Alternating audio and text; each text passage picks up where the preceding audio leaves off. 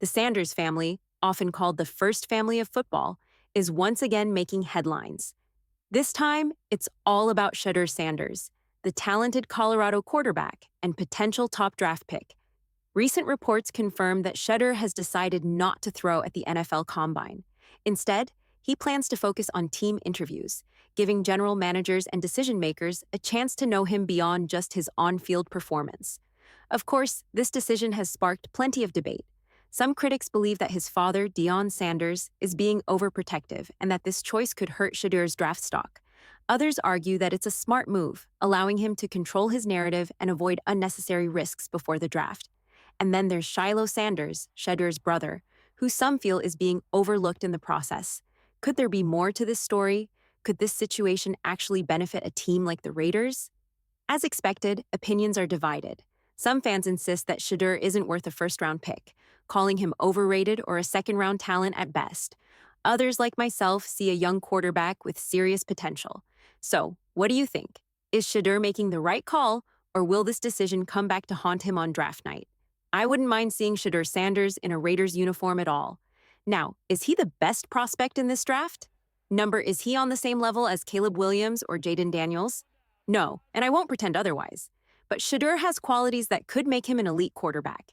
He grew up studying the game at an NFL level, breaking down film in ways most young players never get to.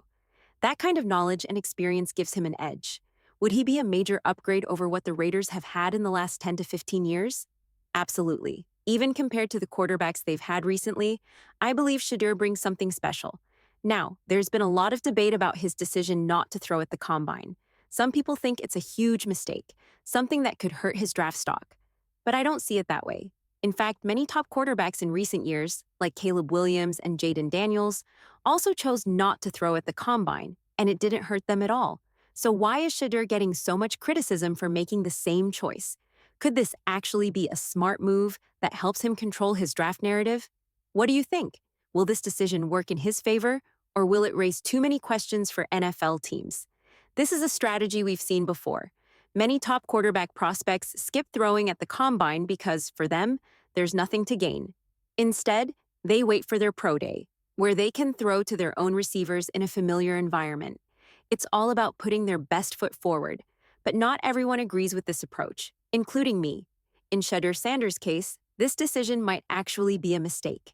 Contrary to what some believe, I don't think most NFL general managers see him as a top 2 or top 3 pick in this draft. Take a guy like Cam Ward. Many teams looking for a quarterback might favor him over Shedeur. And then you have other names rising in the conversation, like Jackson Dart and Will Howard. The gap between Shedeur and the rest of the field may not be as big as some think.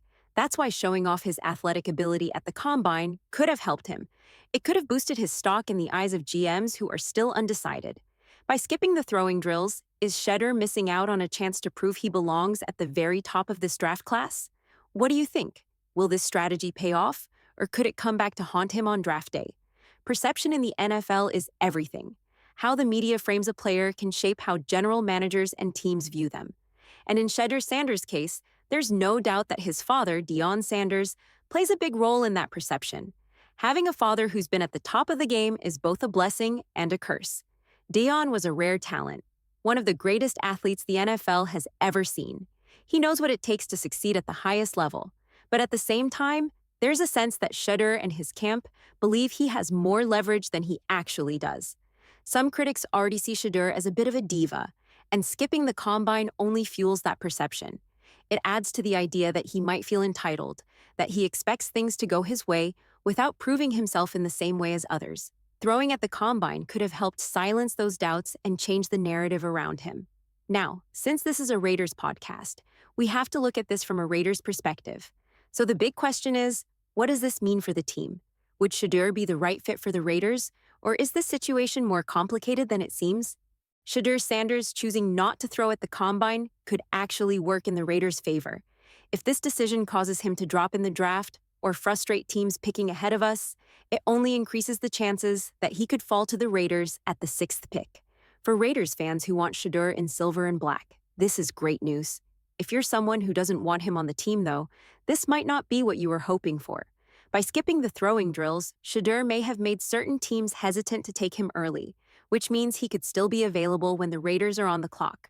The one advantage of Shedeur attending the Combine is that he can still control his narrative through interviews. He, Deion, and their team can be selective about which teams they meet with, ensuring they speak to the organizations they're most interested in. We've seen this strategy before. Top players sometimes choose who they engage with to shape where they might end up. A similar thing happened with DeionSanders during his draft process. There's even a well-known story about how the New York Giants wanted to interview him, but Deion had other plans. Could Shedeur and his camp be trying something similar? This move could be risky, but for the Raiders, it might just work in their favor. What do you think? Does Shedeur's decision help or hurt his chances of becoming a Raider? There's a famous story about DeionSanders during his draft process. When the New York Giants wanted to interview him, he refused. His reasoning? He knew they were picking too late in the draft, so there was no point in wasting his time. He wasn't going to be available when they picked, so why bother? Now, I'm starting to think Shedeur and his camp might be using a similar strategy. By being selective with interviews, they could be quietly signaling which teams they actually want to play for. If they refuse to meet with certain organizations, it might be their way of saying, "Don't draft us because we're not coming." I want to hear from you guys. What do you think about this? Drop your thoughts in the comments, and I'll be responding. This is a hot topic right now, and based on the reaction to my last video, Shedeur Sanders is sparking some serious debate. Honestly, I haven't seen Raiders fans this divided since the Derek Carr era. It's wild, but here's the reality. Shedeur could very well be the next quarterback for the Raiders. There's a strong connection with Tom Brady. He's been training in Las Vegas, and even Pete Carroll was recently spotted watching him and Cam Ward. Could all of this be pointing to something bigger? Is Shedeur Sanders on his way to becoming the Raiders' future? Let's talk about it. It's no secret. Shedeur Sanders wants to be with the Raiders. All season long, that's been one of the worst-kept secrets in college football. The signs have been there, and now, with the draft approaching, the conversation is heating up even more. But I want to hear from all of you. Whether you're all in on Shedeur or completely against the idea, drop your thoughts in the comments. I want to know where you stand on this debate. And while you're here, do me a favor.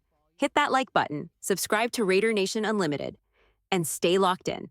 I'm here, Wasted Talent, and I'll be back with more live content tomorrow. As soon as I get home, we'll be breaking everything down. Going live at 6:15 p.m. EST, 3:15 p.m. PST. So stay tuned, Raider Nation. We're just getting started. Leave your comments, drop those likes, and I'll see you all tomorrow when we dive even deeper into this Shedeur Sanders debate.